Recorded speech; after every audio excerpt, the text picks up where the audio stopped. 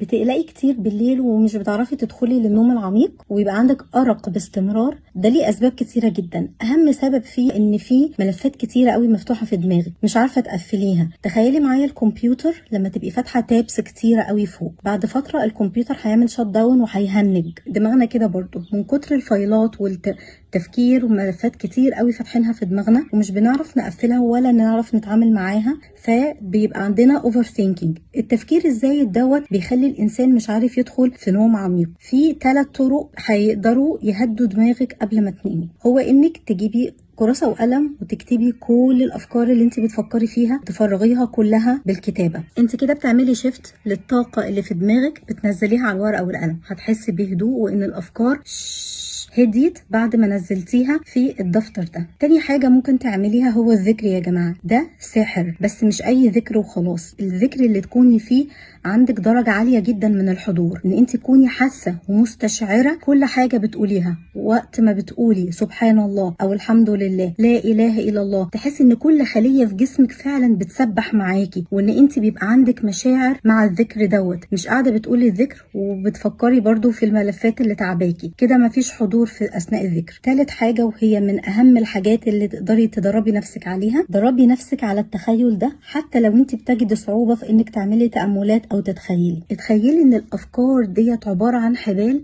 وبتنزل من دماغك، بتنزل جوه اعماق الارض، بتتخلل درجات وطبقات الارض العميقة. وشوفي الافكار ديت وهي نازلة جوه خالص. اقعدي في السجود حبة حلوين واعملي الميني فيجواليزيشن ده وانتي بتسجدي، وبعدين ادخلي نامي، هتحسي ان الافكار هديت، عرفتي انك تدخلي في نوم عميق.